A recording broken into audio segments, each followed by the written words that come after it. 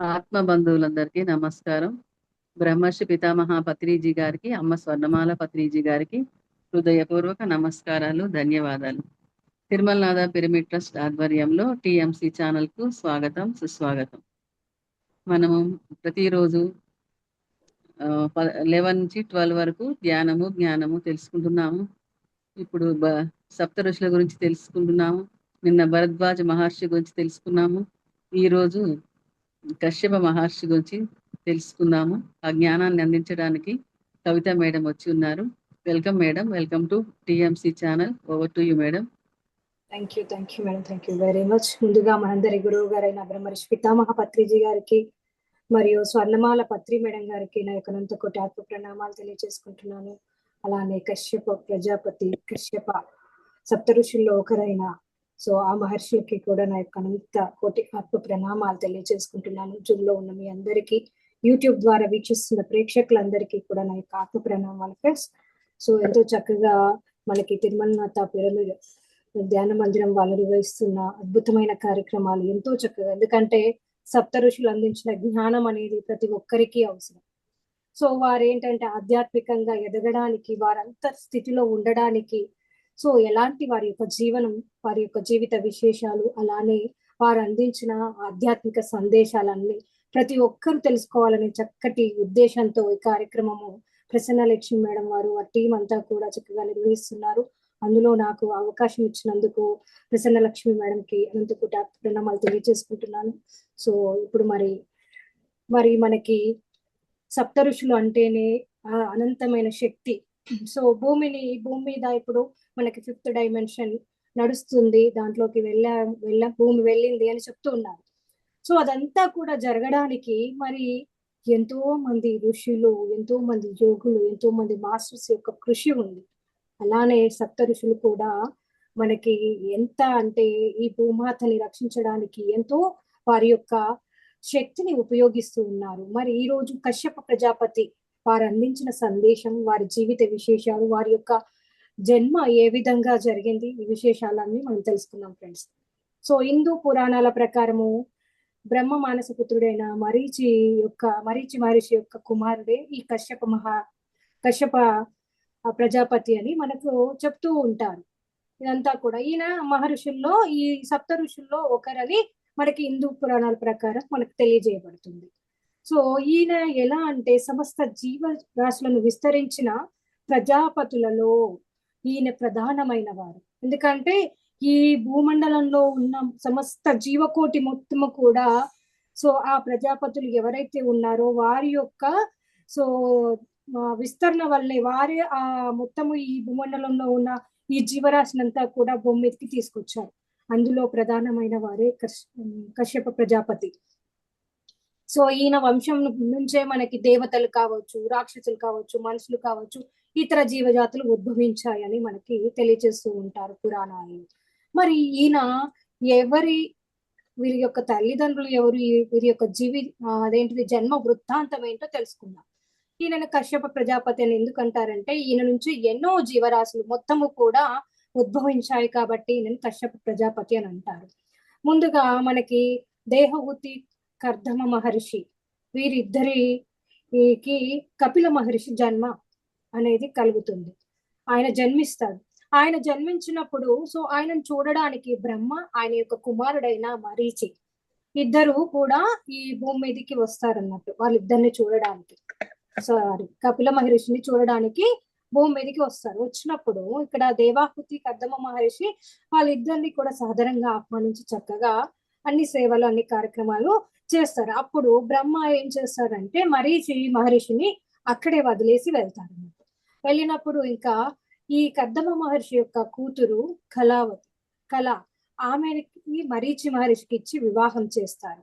అలా వివాహం చేసినప్పుడు ఆయన ఇంకా చక్కగా, ఆయన ఒక మహర్షి కదా, కాబట్టి ఆయన అక్కడి నుంచి వెళ్ళిపోతాడు. చక్కగా అరణ్యాలకు వెళ్ళి తపస్సు చేసుకోవడానికి. అలా ఆయన యొక్క భార్యను తీసుకొని, ఆ కళని తీసుకొని వెళ్తారన్నమాట. వెళ్ళినాక అక్కడ ఏం జరుగుతుంది అని అంటే చక్కగా వారి యొక్క జీవితం అనేది సాగుతూ ఉంటుంది.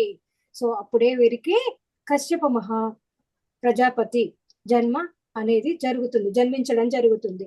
సో ఆయన ఏం చేస్తాడు, మరీచి మహర్షి ఆయనకి ఉపనయనము ఇవన్నీ కూడా చేసిన తర్వాత ఇంకా ఆయన వెళ్ళిపోతాడు మళ్ళీ తపస్సు చేసుకోవడానికి. అప్పుడు సో ఆ మరీచి మహర్షి యొక్క భార్య అయిన కళకి సో ఏం చెప్తాడనంటే నారాయణ జపం, ఆయన మొత్తము కూడా నారాయణ జపం గురించి చెప్పి ఆ జపం వివరాలు చెప్పి నిరంతరం కూడా ఈ జపాన్ని వదలకూడదు నువ్వు అని చెప్పి ఇంకా ఆయన వెళ్ళిపోతాడు అన్నట్టు. సో అలా వెళ్ళిపోయినప్పుడు ఇంకా కశ్యపుడు పెరిగి పెద్దవాడైతాడు. అలానే వివాహ సమయం వచ్చేస్తుంది. వచ్చేసిన తర్వాత ఇంకా దక్ష ప్రజాపతి, సో మనందరికీ తెలుసు దక్ష ప్రజాపతి గురించి. సో దక్ష ప్రజాపతికి ఆయనకి సంతానం ఎక్కువగా ఉంటుంది.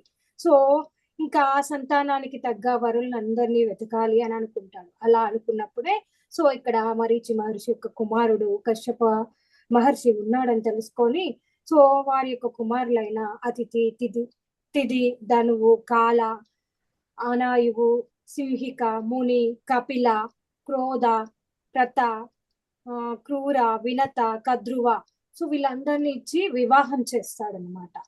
అలా వివాహం జరుగుతుంది కశ్యప మహర్షికి. సో అలా కశ్యప మహర్షికి వీరందరితోని వివాహం జరిగిన తర్వాత ఏం జరుగుతుంది అంటే అదితి ద్వారా ఆయన ముందే ఆయన ఏం చేస్తాడంటే అందరికీ కూడా నేను సంతానాన్ని ఇస్తాను అని ప్రతిజ్ఞ చేస్తారన్నమాట. అలా ప్రతిజ్ఞ చేసి చక్కగా ఆయన యొక్క జీవనం అనేది అలా సాగిపోతున్నప్పుడు ఇంకా ఏం జరుగుతుంది, కద్రువ, వినత కశ్యప మహర్షిని 1000 సంవత్సరాలు పూజ చేస్తారు చక్కగా. అంటే వాళ్ళు ఆయన యొక్క సతీమణులే కానీ శ్రద్ధగా వాళ్ళు ఆ కశ్యప మహర్షిని పూజ చేస్తారు, సేవిస్తారు. అలా సేవించినప్పుడు ఆ కశ్యప మహర్షి అడుగుతాడు మీకేం కోరిక కావాలి, ఏం వరం కావాలో అడగమని అడిగితే అప్పుడు కద్రువ 1000 మంది పిల్లలు నాకు కావాలని అడుగుతుంది. అలా అడిగిన వెంటనే మళ్ళీ వినుతను కూడా అడుగుతారు. వినుత ఏం చెప్తారంటే 1000 మంది కంటే బలమున్న 2 మగపిల్లల సంతానం కావాలి అని ఆమె కోరుకుంటుంది. సో అలా అప్పుడు కశ్యపుడు ఏం చేస్తాడు, వారికి సంతానం ఇవ్వాలని పుత్రకామేష్టి యాగం చేస్తాడు అన్నట్టు, యజ్ఞాన్ని ప్రారంభిస్తాడు. దానికి ఋషులందరూ కూడా విచ్చేసి పిలిచి వాళ్ళతోని అక్కడ సో ఆ యజ్ఞం చేయిస్తున్నప్పుడు ఇంకా మునులకి ఏం జరుగుతుందంటే అక్కడ ఇంద్రుడు వాళ్ళందరినీ చూసి నవ్వుతాడన్నట్టు. ఎందుకంటే అక్కడ యజ్ఞం జరుగుతుంది, మునులందరూ వచ్చారు, కశ్యప ప్రజాపతి కూడా ఉన్నారు. సో ఎప్పుడు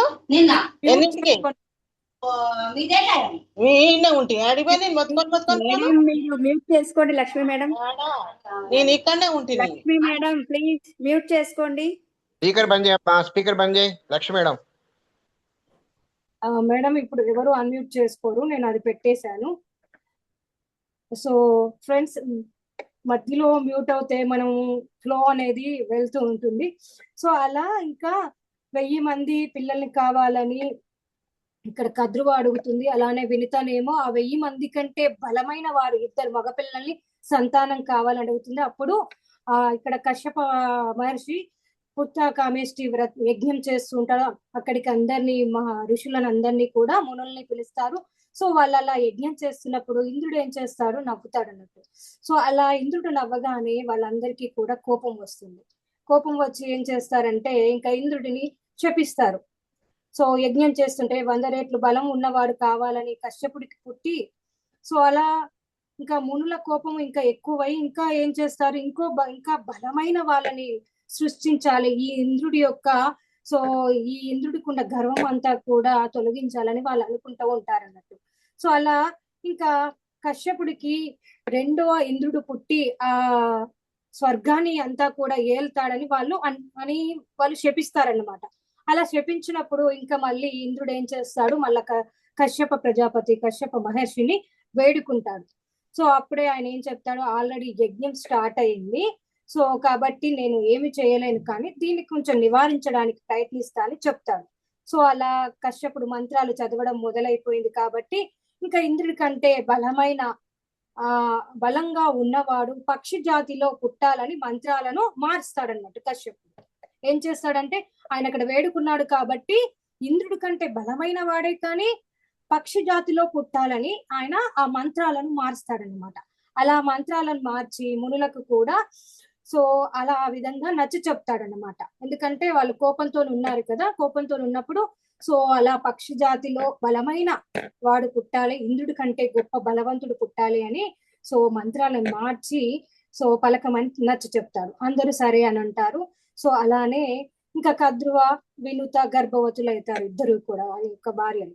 సో కొంతకాలం తర్వాత కద్రువ వినితలకి గ్రుడ్డు రూపంలో, ఎందుకంటే పక్షి రూపంలో పుట్టాలని ఆయన మంత్రాలు చదివాడు కదా, సో గ్రుడ్డు రూపంలో పిల్లలు పుట్టారు. వాటిని ఇంకేం చేస్తారు, గ్రుడ్డు రూపంలో పుట్టిన పిల్లల్ని ఏం చేస్తారు, గ్రుడ్డు అంటే అది దానికి టైం ఉంటుంది, సర్టెన్ టైం, అది ఎదగాలంటే గ్రుడ్డుగా ఉన్నది మళ్ళీ చక్కగా జీవిగా ఎదగాలంటే సర్టెన్ టైం ఉంటుంది. ఇప్పుడు కోడి అయితే 21 days ఎలా అయితే పొదుగుతుందో, పొదిగినప్పుడే దాని యొక్క పిండం అనేది అభివృద్ధి చెంది ఒక జీవిగా బయటికి వస్తుంది.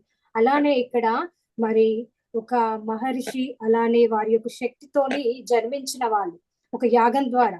సో మరి ఆ గుడ్డు మరి ఎన్ని సంవత్సరాలు ఆ పొదుగుతే దాంట్లో నుంచి జీవం అనేది బయటికి వస్తుంది.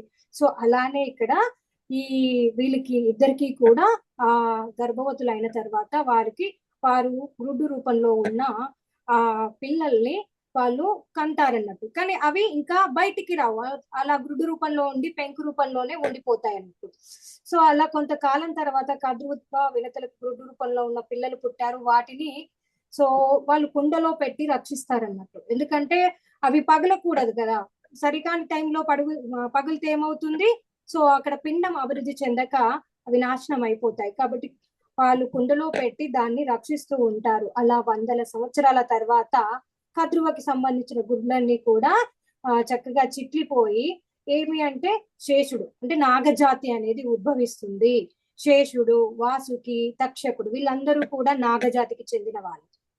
సో అలా పాము జాతికి చెందిన వాళ్ళు శేషుడు, వాసుకి, తక్షకుడు వీళ్ళు మొదలైన నాగజాతిలో గొప్ప వాళ్ళైన వాళ్ళందరూ కూడా పుడతారన్నమాట, జన్మిస్తారు.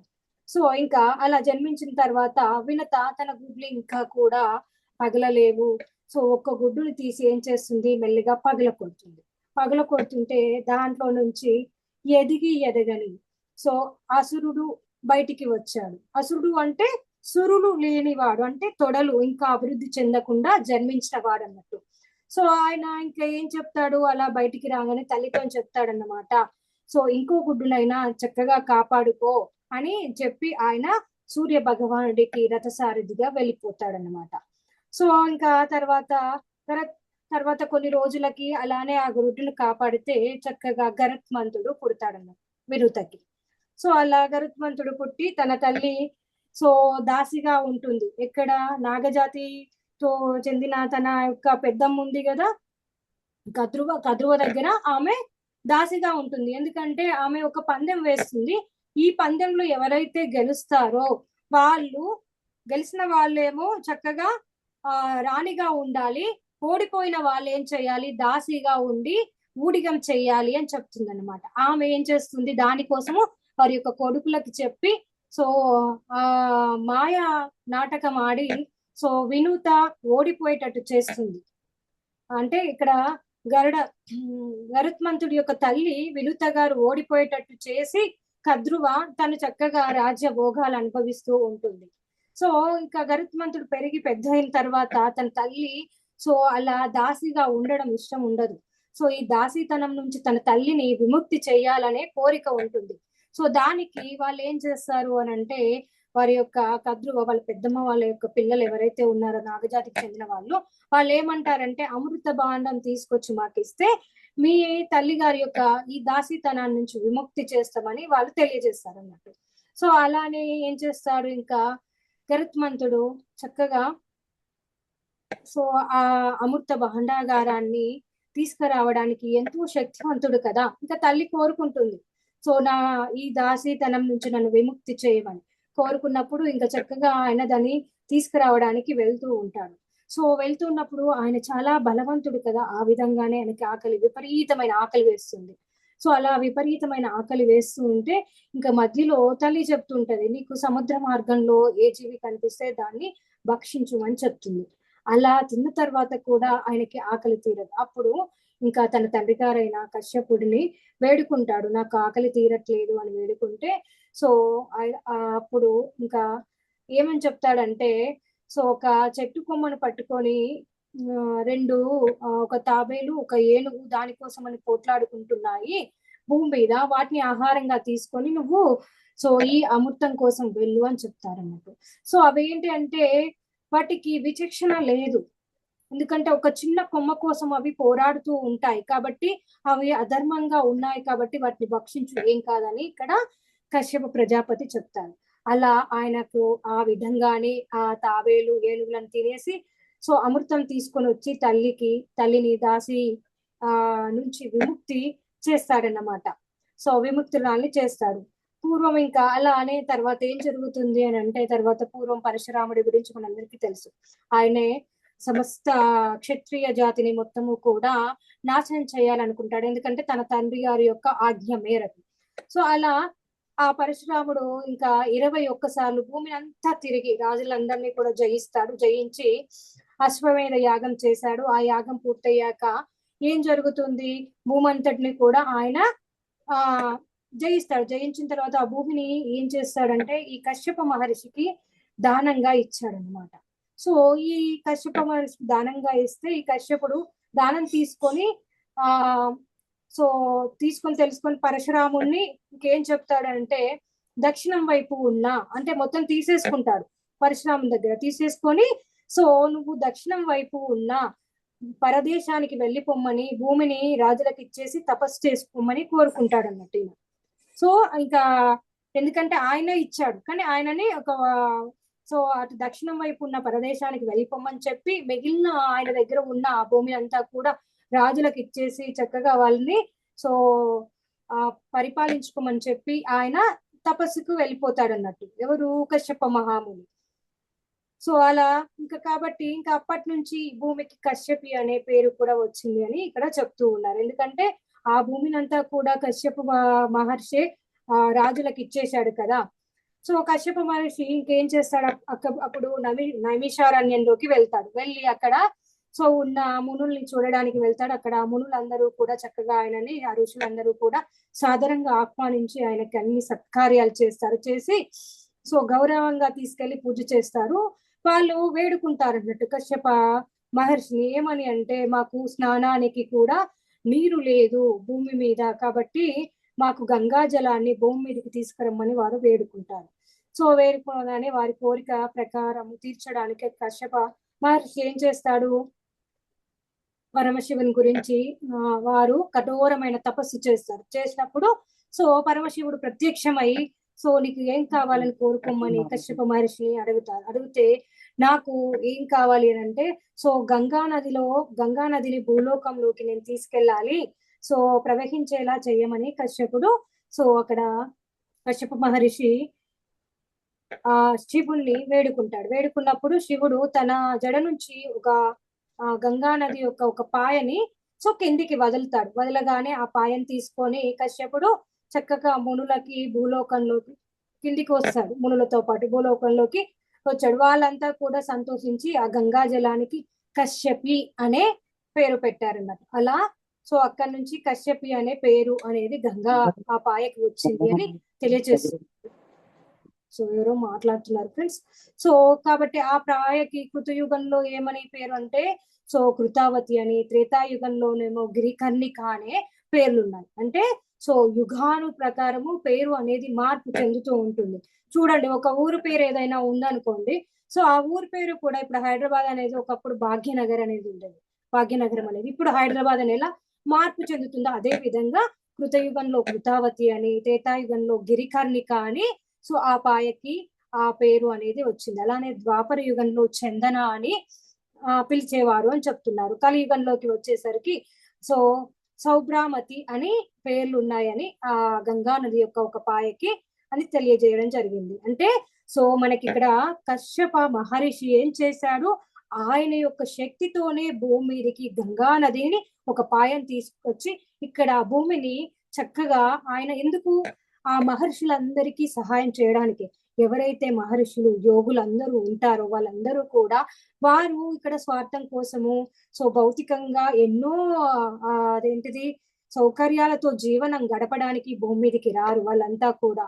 ఎందుకంటే వారు ఎన్నో సంవత్సరాలు కఠోర తపస్సు చేసి ఆ తపస్సు ద్వారా వచ్చిన శక్తిని అంతా కూడా విశ్వ కళ్యాణానికి దారపోస్తారు. సో వారికి ఉన్న అత్యుత్తమమైన గుణం ఇది. ఎందుకంటే వారి దగ్గర ఏమీ ఉంచుకోరు, సమస్తం అంతా కూడా విశ్వ కళ్యాణం కోసమే ఉపయోగిస్తారు. ఆ విధంగానే ఇక్కడ కశ్యపుడు కూడా తన శక్తిని అంతా కూడా ఆ గంగా నది భూమి మీదకి రావడానికి ఉపయోగించి చక్కగా గంగా నది భూమి మీదకి వచ్చినప్పుడు భూమి మీద ఏం జరుగుతుంది, చక్కగా పంటలు పండుతూ భూమి సస్యశ్యామలంగా ఉంటూ ఎంతో మునులకు కావచ్చు ఋషులకు కావచ్చు అలానే గంగా నది చాలా పవిత్రమైనదని మనకు తెలుసు. ఆ నదిలో స్నానం ఆచరిస్తే మనలో ఉన్న ఆ పాపాలన్నీ తొలగిపోయి చక్కగా పుణ్యవంతులు అవుతామని తెలుస్తుంది కదా. అలా పుణ్యాన్ని మనందరికీ కూడా అందించిన వారయ్యారు కశ్యప మహర్షి. అలా తర్వాత ఇంకా ఈ ఇక్కడ ఎంతో మంది అంటే ఈ నది ఒడ్డున ఎంతో మంది దత్తాత్రేయుల వారు, విశ్వామిత్రుల వారు, అలానే భరద్వాజుల మొదలైన ఋషులు ఈ నదిలో చక్కగా వారి యొక్క కార్యక్రమాలన్నీ చేసుకొని వాళ్ళంతా కూడా తపస్సు చేసుకునేవారు అని చెప్తున్నారు. కశ్యప మహర్షి తపస్సు చేసిన ప్రదేశాన్ని సో ఏమంటారంటే ఇక్కడ ఏమని చెప్తున్నారంటే కశ్యప తీర్థం అంటారు. అంటే ఆ నది ఒడ్డునే కశ్యప మహర్షి కూడా తపస్సు చేసుకున్నారు. ఆ ప్లేస్ ని కశ్యప తీర్థం అనేది పేరుగా వచ్చింది అని ఇక్కడ తెలియజేస్తున్నారు. సో తర్వాత ఇంకా ఆయన కట్టించిన నగరానికి కశ్యప అని పేరు.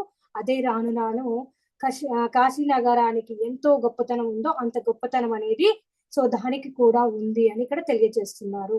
కొంతకాలం తర్వాత భూమి మీద ఏం జరిగింది, ధర్మము తగ్గిపోయింది. సో తగ్గిపోయినప్పుడు ఏం జరుగుతుంది, అధర్మం అనేది పెరిగిపోతుంది. అదే విధంగా ఇక్కడ అధర్మం పెరిగి భూమి పాతాళంలోకి వెళ్ళిపోవడం జరిగింది. వెళ్ళిపోయినప్పుడు ఏం జరిగింది, అప్పుడు కశ్యపుడు తన తొడ మీద ఆ భూమిని కూర్చోబెట్టుకొని సో భూమిని తన తొడ మీద కూర్చోబెట్టుకొని మొక్కుకొని ఎత్తుకొని పట్టుకొని ఉన్నాడు. అంటే పాతాళంలోకి భూమి వెళ్లకుండా కశ్యప మహర్షి తన తొడ పైన ఎత్తుకొని పెట్టుకొని ఆయన ఆ భూమిని కాపాడాడు. అంటే అధర్మం పెచ్చుపీరినప్పుడు ఏం జరుగుతుంది, భూదేవి పాతాళంలోకి వెళ్తుంది. అంటే ఇప్పుడు మనకి ఏదైనా వ్యాధి వచ్చింది అనుకోండి, ఏం జరుగుతుంది, వ్యాధి వచ్చినప్పుడు మనము మన కాంతి హీనంగా మన శరీరం మారిపోతుంది, మనకి శక్తిహీనంగా తయారవుతాము. సో మనము ఎలా ఉంటామంటే చూడడానికి బలహీనంగా ఉంటాం. సో ఎవరైనా ఎంత బలహీనులైనా మనని ఏదైనా చేయడానికి ఆస్కారంగా మనం తయారవుతాము.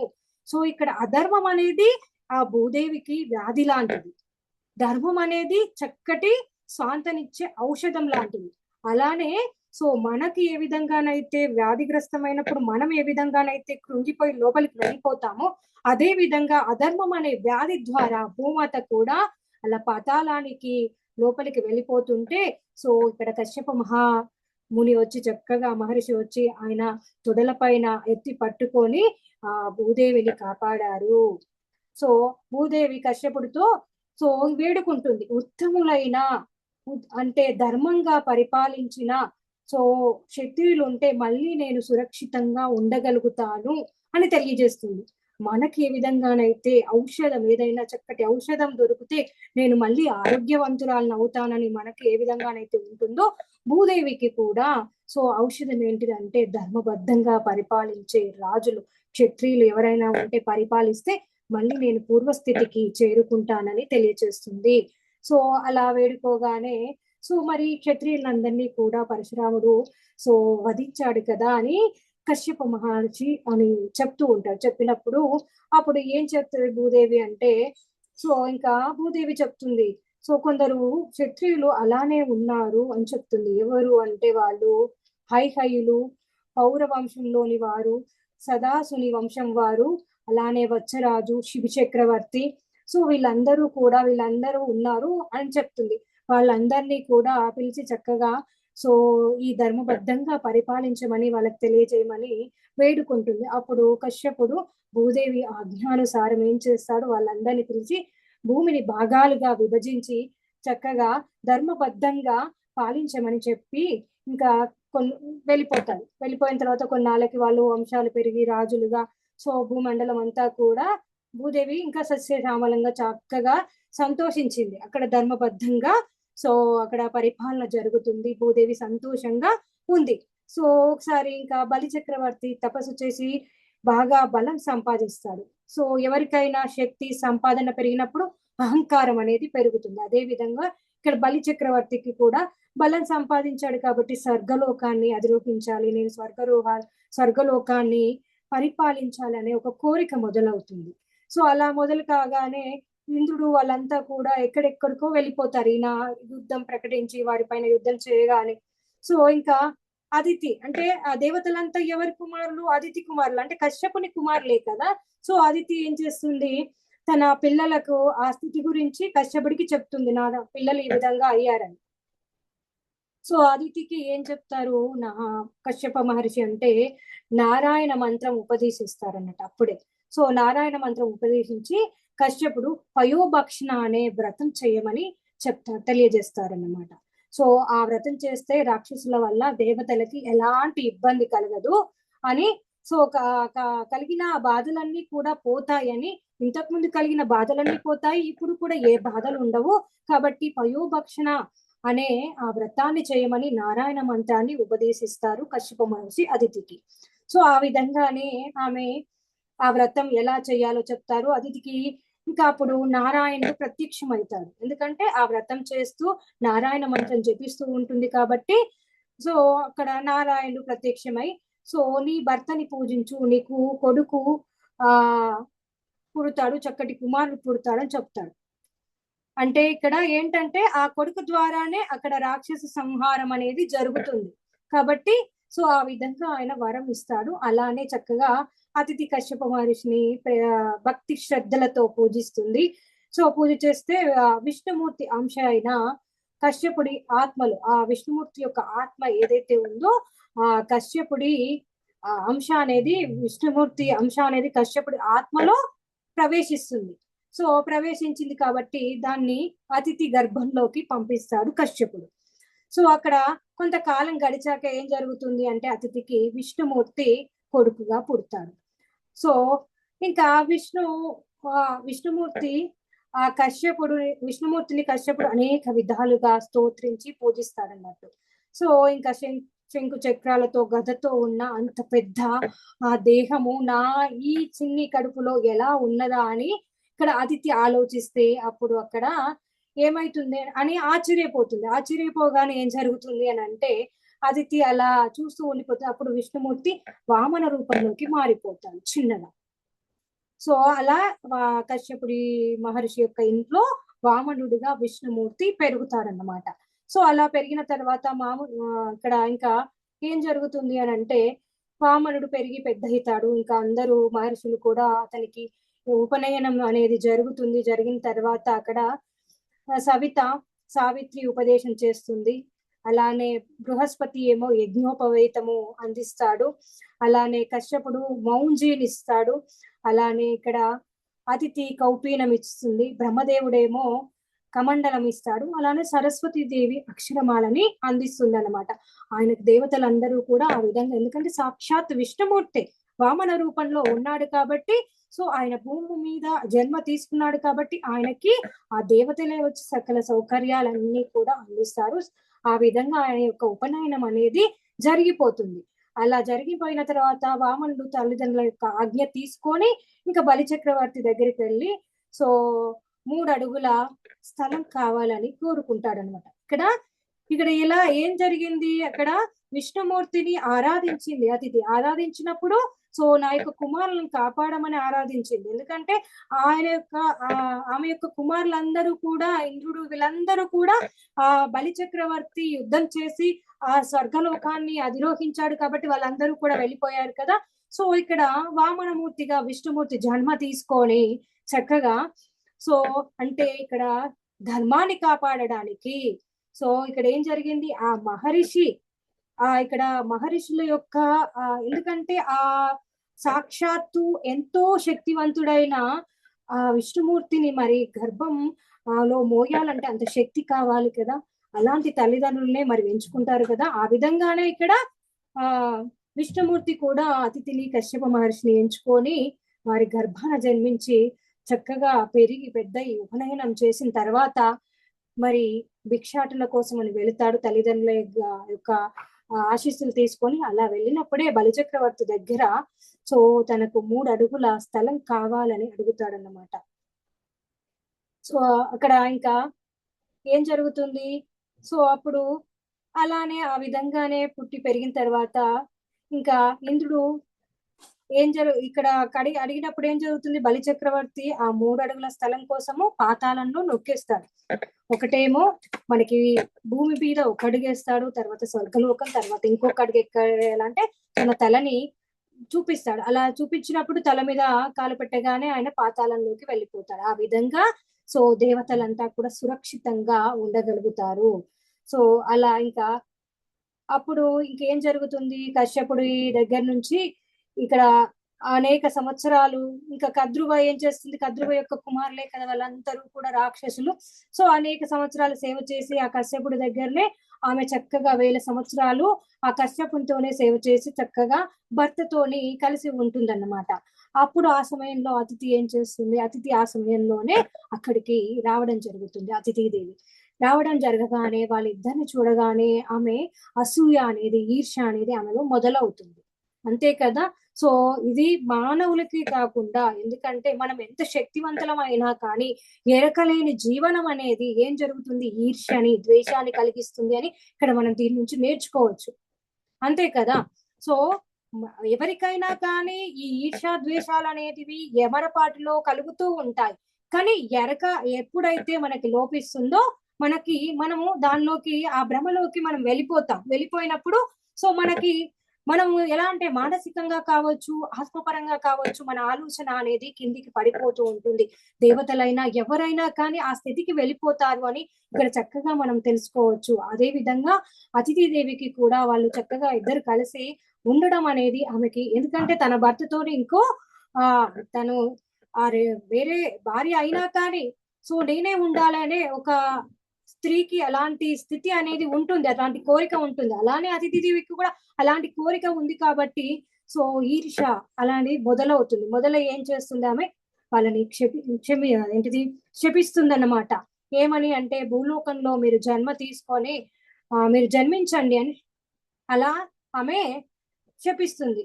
సో అలా ఇంకా వాళ్ళిద్దరిని కూడా మానవ రూపంలో పుట్టమని శపించి కశ్యపుడేమో ఇంకా విష్ణుమూర్తిని ప్రార్థిస్తాడు. ఎందుకంటే అలా సో మానవ రూపంలో జన్మించమని చెప్పగానే ప్రార్థించి ప్రతి జన్మలోనూ తనకి కొడుకగా పుట్టాలని అడుగుతాడు అన్నట్టు విష్ణుమూర్తిని.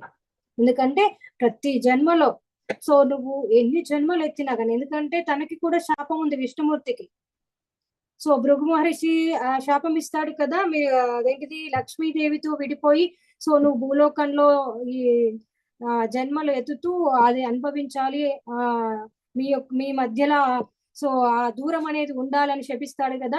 అలానే ఇక్కడ ఎప్పుడు కూడా భూలోకంలో ఆయన జన్మ అనేది సత్యం అనేది ఆయనకు తెలుసు కాబట్టి, మహర్షి కాబట్టి కశ్యపుడు సో భూలోకంలో నువ్వు నా కడుపులోనే జన్మ తీసుకోవాలి ప్రతి జన్మలో అని కోరుకుంటాడు అన్నట్టు.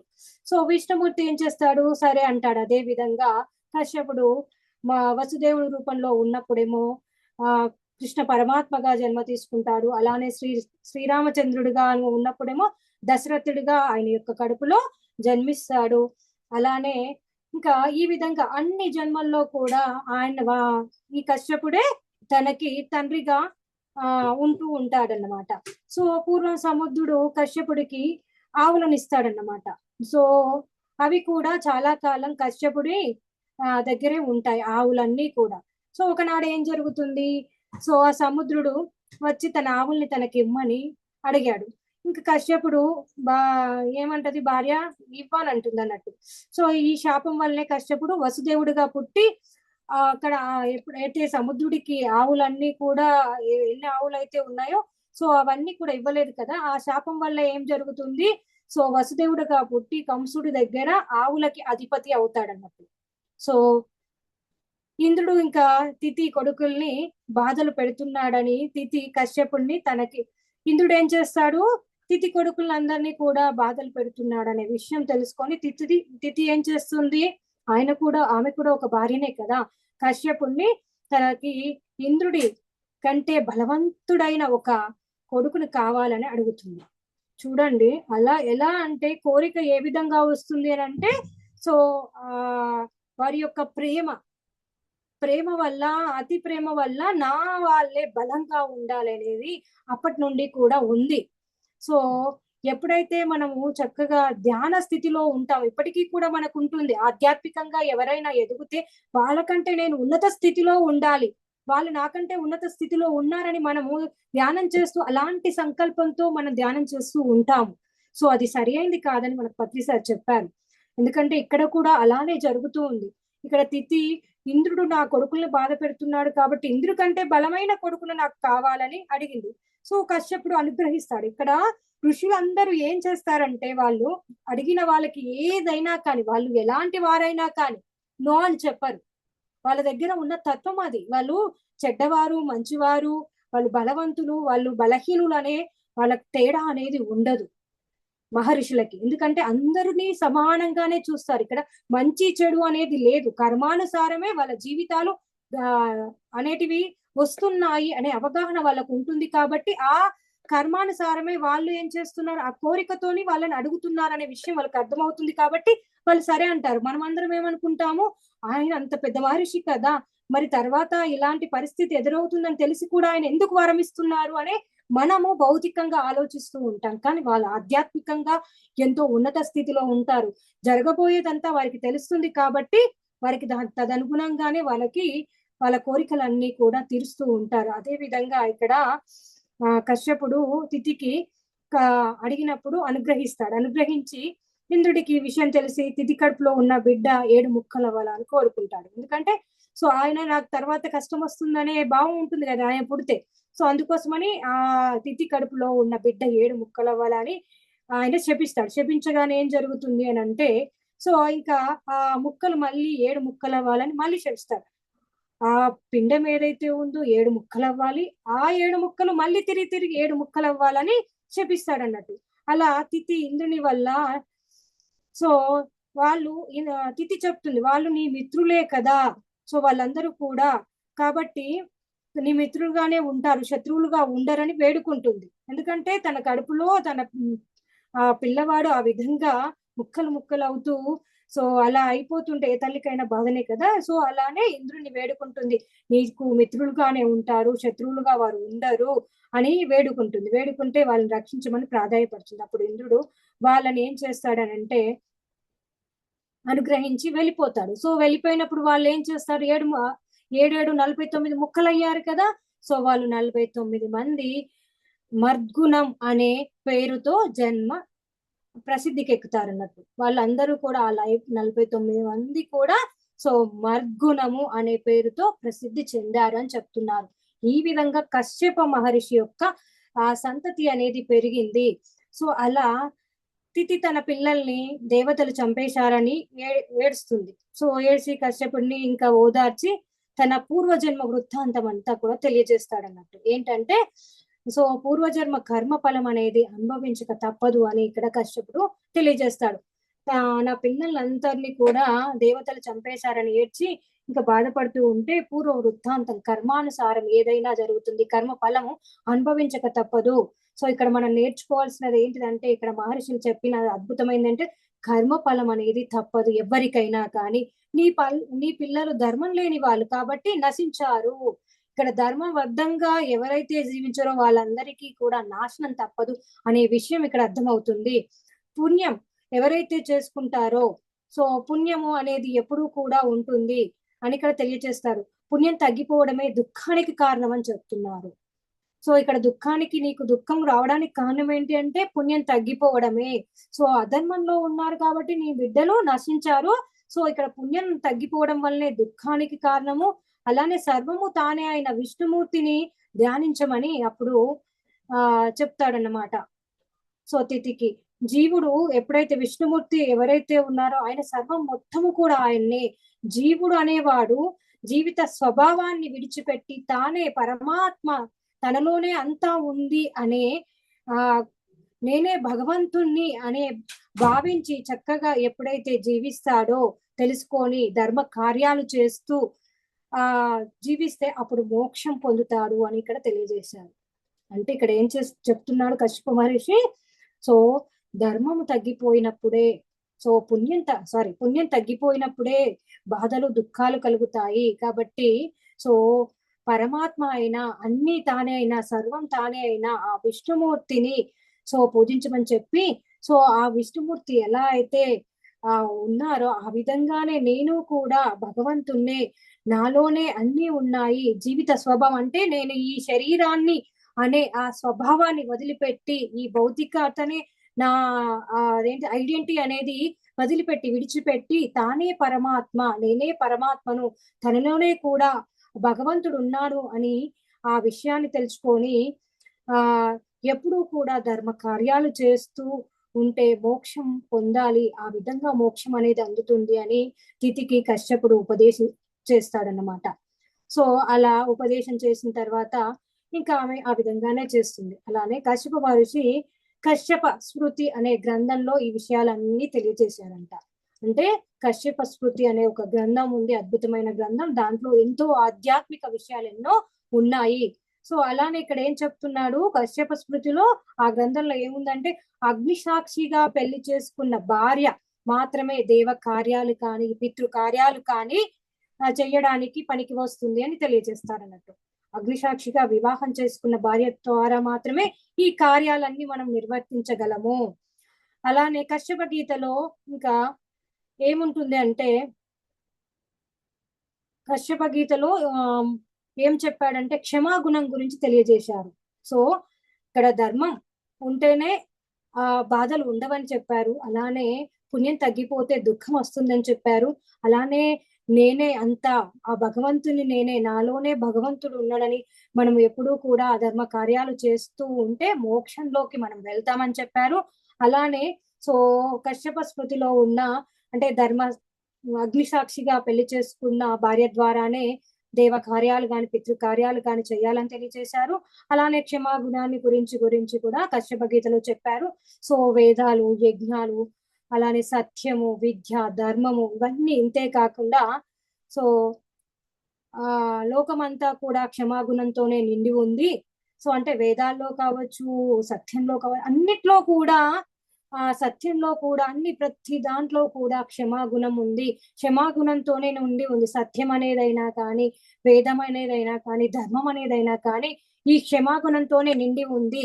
తపస్సు, యజ్ఞాలు వంటివి చేసి పొందిన ఫలితం అనేది సో మనము తపస్సు చేసి, యజ్ఞాలు చేసి, పూజలు, నోములు, వ్రతాలు చేసి మనము ఎంత ఫలితం పొందుతామో పుణ్యం ఉంటుందో క్షమాగుణం వల్ల పొందే పుణ్యం కూడా అంతే ఉంటుందంట. అంటే ఎవరైనా తప్పు చేసినా, మనని అవమానించినా మనం క్షమిస్తే, సో మనము తపస్సు చేసి యజ్ఞం చేస్తే ఎంత ఫలితం ఉంటుందో అంత ఫలితం ఉంటుంది అని ఇక్కడ తెలియజేస్తున్నారు. అలానే కశ్యప మహర్షి నాగజాతికి, మరి పక్షిజాతికి, రాక్షసులకి, దేవతలకి, అలానే మానవులకి, సో వీళ్ళందరికీ కూడా తండ్రి, సాక్షాత్ విష్ణుమూర్తికి కూడా తండ్రి.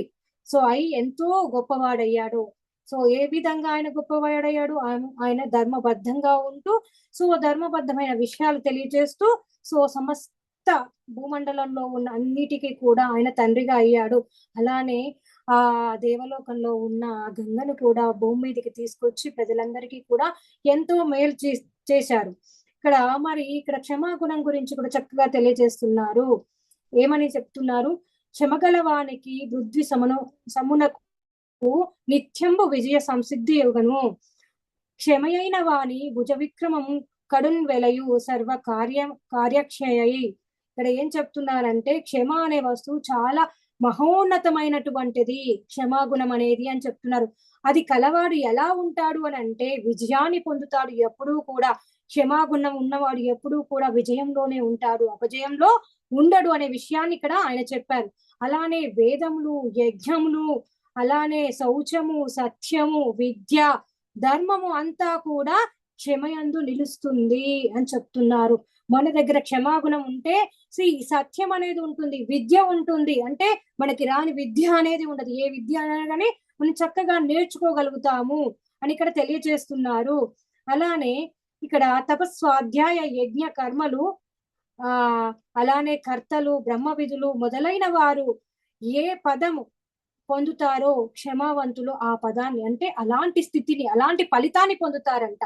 సో ఎన్నో యజ్ఞాలు చేసిన వాళ్ళు, అలానే బ్రహ్మ విధులు, వీళ్ళందరూ పొందే ఫలితం ఏదైతే ఉంటుందో క్షమాగుణం కలిగిన వాళ్ళు, క్షమావంతులు, సో ఆ ఫలితాన్ని పొందుతారని ఇక్కడ కశ్యప మహర్షి చెప్తున్నారు. అలానే క్షమధర్మ, క్షమ యజ్ఞ, క్షమ వేద, క్షమ శృతం, యా ఏతదేవం జానాతి నా సర్వం క్షంతుమర్హతి, క్షమా బ్రహ్మ, క్షమా సత్యం, క్షమా భూతాంచ భావి చ, క్షమా తపః, క్షమా శౌచం, క్షమా ఏదం ధృతిం జగత్, అతి యజ్ఞ విదాన్ లోకాన్ క్షమీనః ప్రాప్నువంతి చ, అతి బ్రహ్మ విదాం లోకా వతి చాపి తపస్వినాం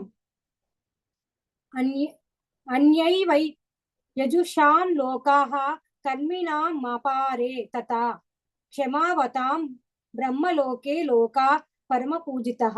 అంటే ఇందాక చెప్పాం కదా, సో క్షమాగుణంతోనే నిండి ఉంది ఈ లోకమంతా కూడా. సో తపస్సు, యజ్ఞాల వంటివి చేసి పొందిన ఫలితం అంతా కూడా క్షమాగుణం వల్ల పొందే పుణ్యం కూడా అంతే ఉంటుంది. అంటే క్షమాగుణం వల్ల అంత పుణ్యం అనేది కలుగుతుంది అని ఇక్కడ మనకి తెలియజేశారు. చూడండి ఎంత అద్భుతమైన విషయము, క్షమాగుణం కలిగి ఉండడం అనేది ఇక్కడ మనకి కశ్యప ప్రజాపతి, కశ్యప మహర్షి మనకి తెలియజేశారు. అలానే ధర్మబద్ధంగా జీవించాలని తెలియజేశారు. అధర్మంలో ఉంటే ఎలాంటి స్థితి కలుగుతుంది అనే విషయాన్ని తెలియజేశారు.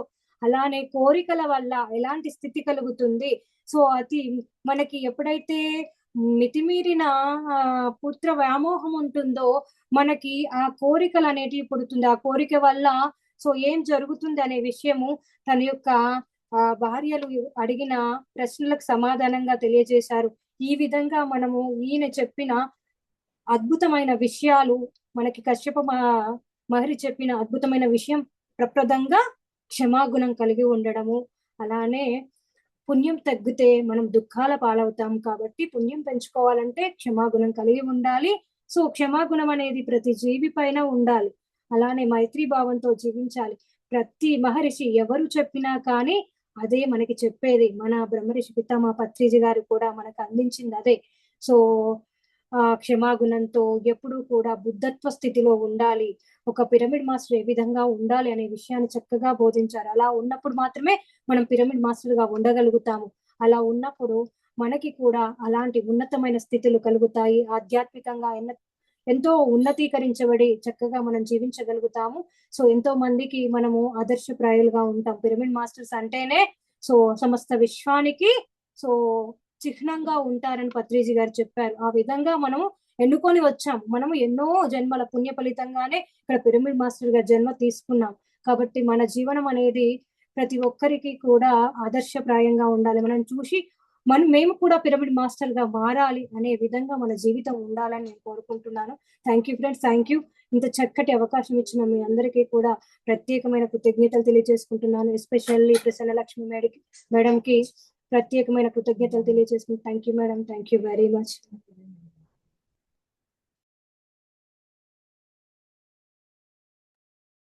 మెడిటేషన్ లో కూర్చున్నాం మేడం.